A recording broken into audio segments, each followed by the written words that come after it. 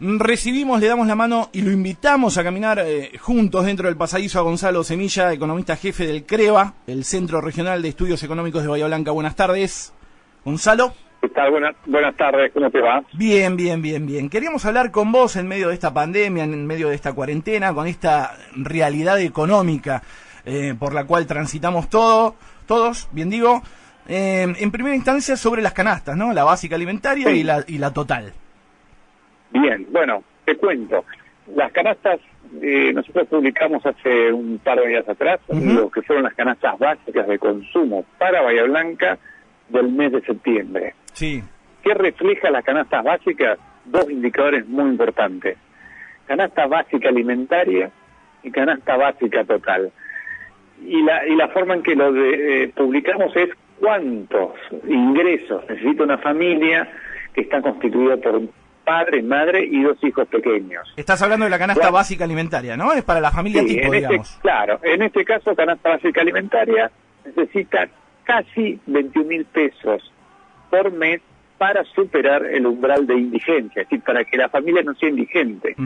Cuando hablamos de indigencia, hablamos de que hay familias que lamentablemente tienen problemas de alimentación y de nutrición. Bien. No de pobreza. No de pobreza. ¿Cómo? No de pobreza. Y Estaría un no escalón de un poquito pobreza, más que arriba. Claro, Ok. no de pobreza, porque pobreza es lo que llamamos canasta básica total, es 48.500 pesos el mismo tipo de familia, padre, madre y dos hijos.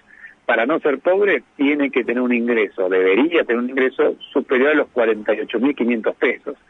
Realmente son valores muy altos. Sí. Y esto demuestra básicamente lo que es la variación mensual. Gonzalo, ¿y qué tipo de aumento en números sufrieron las canastas en septiembre? Bueno, lo que en variación mensual, cuando uno mira lo que fue agosto y lo que fue septiembre, que es lo que pasó de un mes al otro, tenemos en lo que es la canasta, lo que es la línea de indigencia, un aumento del 3,4%, Bien. y en lo que fue lo que es línea de pobreza, casi 3%. Eso a nosotros nos sirve para comparar con lo que fue el índice de precios del mismo mes. Y El índice de precios aumentó 2,7%. 2,7%. Ajá. En septiembre. Exactamente. Es decir, siempre nos viene bien a nosotros comparar qué pasó con los aumentos promedios de toda la canasta y cómo impactó en aquellas familias más vulnerables. Claramente, si lo que nos está indicando es que si fue 2,7% la inflación y 3,4% aumentó la canasta básica alimentaria, claramente tener inflación no es bueno porque impacta en las familias más vulnerables. Pero estamos por debajo de la inflación que se da a nivel nacional, ¿no? 2,8%. Sí, correcto, 2,8%. En general, te diría que tanto INDEC como nosotros, como Bahía Blanca, vamos de la mano. Será un poquito más en algunos meses, un poquito menos, pero cuando llegamos a fin de año observamos indicadores muy similares. ¿Y la interanual, Gonzalo? La interanual, perfecto. Mira, la interanual en el índice de precios estamos en 35,2%, mientras que cuando vemos la interanual de lo que es línea de pobreza e indigencia, estamos en valores más altos. Claro. Indigencia casi 43% y lo que es línea de pobreza en 38%. Es decir, cuando hay aumentos en la inflación y sobre todo los observamos en el capítulo de alimentos y bebida, va de lleno a lo que son las canastas. Gonzalo, te quiero hacer una consulta también. ¿Siguen creciendo los precios de los alimentos? ¿A qué se debe? Mirá, lo que nosotros observamos es que cuando miramos o analizamos todos los capítulos de lo que es el índice de precios, nosotros siempre lo dividimos en el índice de precios núcleo, índice de precios digamos, estacionales y regulados. Regulados ya sabemos que está pisado por parte del gobierno desde principio de año. Solo tuvimos aumento en lo que es combustible. El mes pasado, también hace 2 días tuvimos un aumento de combustible, y eso cuando hay variaciones en el combustible impacta Te iba a preguntar, muy rápidamente en el resto, porque es la logística, es el transporte. 3,5%, ¿no? 3,5% de aumento en los combustibles. Exacto. Eso lo veníamos analizando, va a impactar directamente en el precio góndola, ¿no? Bueno, ocurre eso. Digamos, es como que cualquier movimiento en lo que son los servicios, porque en enero del año que viene va a haber correcciones en los precios de los servicios públicos. vamos a tener en gas, también. vamos a tener en energía, y eso también va a impactar en el combustible, y eso también va a impactar en los alimentos. Incluso aumenta el dólar y también impacta en todos estos rubros que yo te estoy mencionando. Es decir, y la otra cuestión es que, si bien hay precios máximos, hubo ahora una renovación de la canasta de precios máximos, y esa renovación implicó una actualización de los precios. Entonces ahí ustedes me estaban preguntando qué es lo que aumenta. Todos los productos que están dentro de precios máximos se actualizaron. Aumentan las cuestiones estacionales, que ahí hablamos de frutas y verduras. Te iba a decir, frutas, verduras y cortes de carne, ¿no? Frutas, verduras y cortes de carne, los productos que más aumentaron. Claro, exactamente. Frutas y verduras es lo que ocurre siempre. Algunos cortes de carne. También tenemos lo que son, digamos, acá yo estoy viendo, digamos, pescados, carne de ave fresca, leche en polvo, helados, pizzería, digamos, todo lo que es empanada, todo lo que es refrigerio, bebidas alcohólicas como cerveza también aumentó. Hay variaciones, los vemos permanentemente, y no es porque haya un consumo. Hace 2 años y medio que tenemos un consumo muy castigado, una demanda muy castigada. Pero la incertidumbre que tenemos en nuestro país, que tenemos muchos inconvenientes de importación, está prácticamente cerrada. Las restricciones, ¿no? Juegan un papel importante, ¿no? Las restricciones a las importaciones, me parece, claro, que eso también hay que prestarle atención, ¿no? Claro, Argentina es muy dependiente de la importación. Argentina importa muchos bienes intermedios, muchos bienes de capital para producir.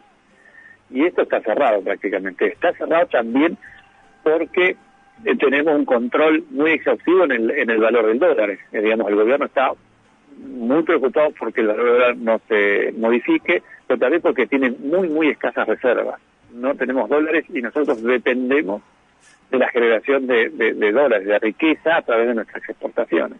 Gonzalo, ¿tenés idea si los precios, si los precios internacionales y los nacionales han aumentado en forma simultánea, o es solo cuestión nuestra que aumentan los precios?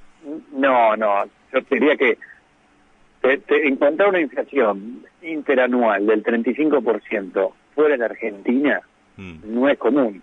Es decir, uno puede ver que en Estados Unidos, incluso en Chile, incluso en países que pueden ser latinoamericanos o en algún país europeo. En Europa tampoco, no.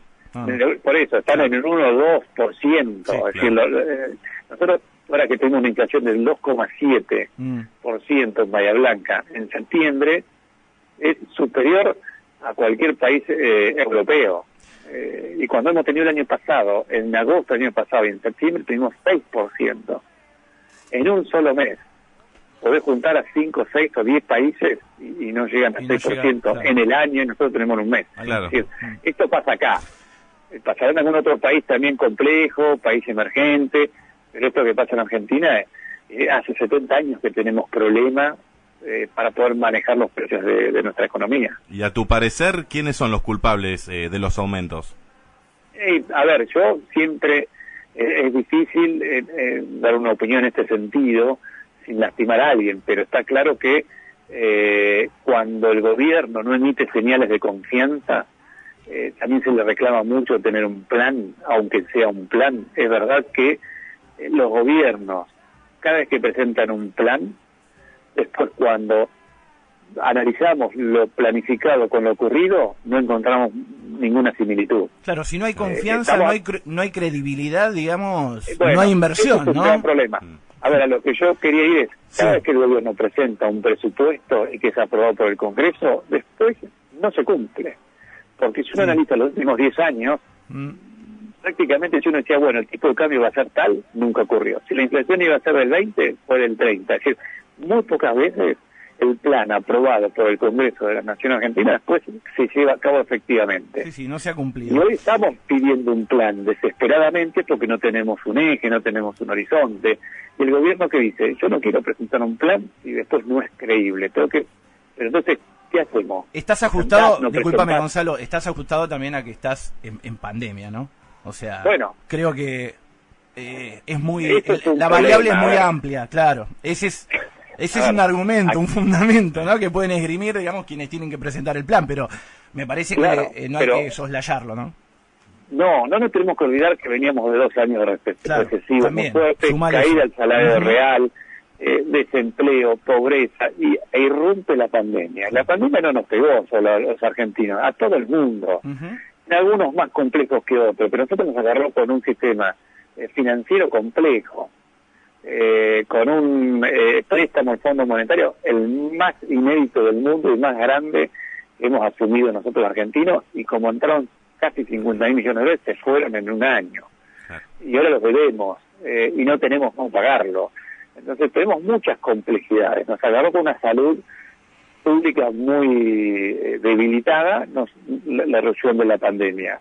Y que pensamos que en 2 meses salíamos, y llevamos 6 meses, y ya están pensando en que en marzo tenemos un rebrote en Argentina. Y mientras tanto, ¿a cuánto llega la inflación este año, Gonzalo? ¿Se habla entre un 37 y un 40%, puede ser? Sí, está bien orientado, porque a principio de año, en enero, se pensaba que íbamos a estar en 40, 43. Con esto de encorsetar la economía por parte del gobierno, de pisar las tarifas, tratar de contener al dólar, con mini devaluaciones diarias, pero no abruptamente como fueron los últimos 2 años, precios máximos, etcétera, hace que la inflación y la pandemia, es otra cuestión que lo que vos estás diciendo, la cuarentena la gente dejó por un par de meses de circular. Sí. Entonces todo eso hace que la inflación sea menos. Ahora, ¿qué va a pasar el año que viene? Es lo que se está observando. El gobierno emitió muchísimo dinero tratando de compensar los males de la pandemia. ¿Y ese dinero dónde está? Bueno, algunos están pensando que si se vuelca al mercado va a impactar prácticamente los precios, y el año que viene se está pensando en una inflación cercana al 50%. Al 50%. De todos modos, el ministro Guzmán dijo que no va a haber devaluación del tipo de cambio oficial, ¿eh? Bueno, ¿qué quiso decir con eso? Incluso el gobierno en su presupuesto del 2021 están pronosticando una inflación del 28. ¿De 28? Yo creo que 28. 48, 50. Yo creo que tanto vos como la audiencia, como yo, desearíamos que fuera del 28. Obviamente, pero digamos, el mercado está esperando, diría, casi 20 puntos más. Sí, 20 puntos porcentuales más. 28% es lo que aumentan los salarios, más o menos a grosso modo, y en 3 tramos, ¿no? Sí, me parece que nos vamos a quedar cortos con la paritaria, pero bueno, es una opinión mía, ¿eh? Las paritarias es otro tema también, porque tenemos este año... O van a tener que estar abiertas, ¿no? Van a tener que estar abiertas, y con una actualización por inflación mensual. Va a tener que ser, van a ver cuál es. Dejar abiertas, siempre se dejan abiertas, porque es muy difícil dejar algo cerrado cuando tenés tanta volatilidad. Pero actualizarla, quiero decir, que sea concreta la actualización, Gonzalo, sí, que haya aumento. Porque si no la vamos a correr muy atrás. Bueno, es que ya estamos muy atrás. Para poder recuperar el salario real del 2018 debiera tener ajustes paritarios muy por encima de la inflación. Y eso no está ocurriendo. Se va a actualizar, pero siempre estamos corriendo por detrás de la inflación. En cuanto a la encuesta del sector comercio, industria y servicios inmobiliarios, ¿qué resultados arrojó la última y qué expectativas tienen para agosto y septiembre? Bien, a ver, venimos con, yo te diría, nosotros medimos por bimestre, y cuando uno lee lo que nosotros publicamos, hablamos de 25, 26 bimestres consecutivos de valores negativos en los sectores en general. El sector inmobiliario, después de tener un auge en compraventa a través de los créditos hipotecarios UVA, después de la gran devaluación del 2018, hasta el día de la fecha, ese sector en particular de compraventa fue muy bajo. Cayó abruptamente, y lo que hizo permitir la supervivencia del sector inmobiliario fue la rotación de los alquileres. Sí, lo estábamos hablando en programas anteriores con Carlos Esteban, del Colegio de Corredores y Martilleros. Claro. Lo que vos decís, sí. Sí. Que mencionaba, de testigo, digamos, eso es lo que está pasando. Las expectativas son bravas porque para que resurja el sector inmobiliario depende, en cierta forma, de que existan créditos hipotecarios. Y si bien el procrear es interesante, está apuntado al sector más vulnerable. Son créditos de hasta 500.000 pesos, hasta casas de construcción, por ejemplo, no más de 60 metros cuadrados. Este es el sector más vulnerable. Para que el sector, digamos, inmobiliario tenga más dinamismo, necesitamos otro tipo de créditos más para la clase media. Gonzalo, ¿Hay diferencias entre los precios altos de hoy y los de la crisis del 2007-2008? ¿Dólares? ¿Cómo? ¿En dólares, por ejemplo? Claro, si hay diferencias si subía tanto la inflación en ese entonces como en la actualidad. Bueno, 2007-2008, si bien, sobre todo en 2008 tuvimos una crisis internacional hipotecaria que nos impactó a nosotros, a los argentinos. En general, no estamos muy exentos de cualquier crisis internacional, y eso es porque no tenemos nuestros pilares muy sólidos, financieros, públicos, etcétera. Pero está claro que acá tenemos más problemas hoy que en el 2007-2008, Claro, porque mira. tenemos problemas de desempleo, problemas de precariedad, de informalidad, tenemos altos problemas de pobreza. 18 millones de pobres es algo inédito, es algo que lastima y que duele, porque eso va a llevar mucho tiempo y deberíamos hacer las cosas muy bien como país, no solo desde el Estado, sino también a nivel sociedad, para que esto se revierta. Gonzalo, Va a y costar mucho tiempo, sí. si te consulto por alguna positiva en medio de todo esto, digo, a ver, los sectores que tuvieron más demanda en este último tiempo, ¿no? Seguridad, limpieza, informática, ¿sí? Sí. Estos son sectores que han ganado. Han ganado, Y han ganado lo que fue la venta a través de lo que es el e-commerce, la venta online, pero no de todo, de lo que fue el sector informático, de computación.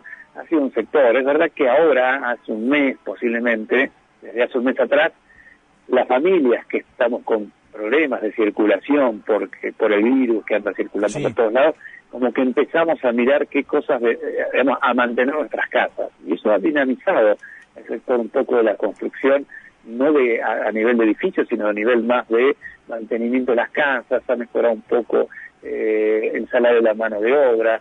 Hoy tenemos grandes problemas de abastecimiento de cualquier cosa que ustedes mencionen, porque no hay precios, porque no hay stock, porque no hay producción. El sector de lo que fue el e-commerce fue un boom. El sector de lo que es seguridad, de lo que fue higiene, también fue un boom por las necesidades de las empresas a tener más horas hombres de limpieza y de control de circulación de las personas. Y una noticia buena que yo te podía dar es que hace 2 años que tenemos superávit comercial. Eso no es menor. Tener un superávit comercial no es menor porque eso implica que entran más divisas de las que se van. Ajá. Pero no está asociado a que hagamos bien los deberes, en el sentido que yo preferiría tener más divisas porque vendo más cantidad.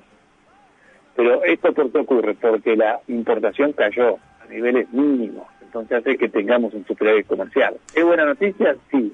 Pero si no importamos los bienes intermedios, tenemos problemas de producción. Sí, no, te iba a decir, digo, empecemos a juntar los buenos palitos, ¿no? O los palitos, para un posible y potencial acuerdo con el Fondo Monetario Internacional, ¿no? Exactamente. Necesitamos, para afrontar nuestros compromisos de deuda, dólares. No hay otra opción. Y las dólares lo hacemos teniendo buenas, digamos, exportaciones al mundo. Gonzalo, te agradecemos muchísimo los pasos compartidos dentro del pasadizo. No, por favor, un gusto y buen fin de semana. Un placer, quedamos Gracias, a disposición. muy amable. Un abrazo.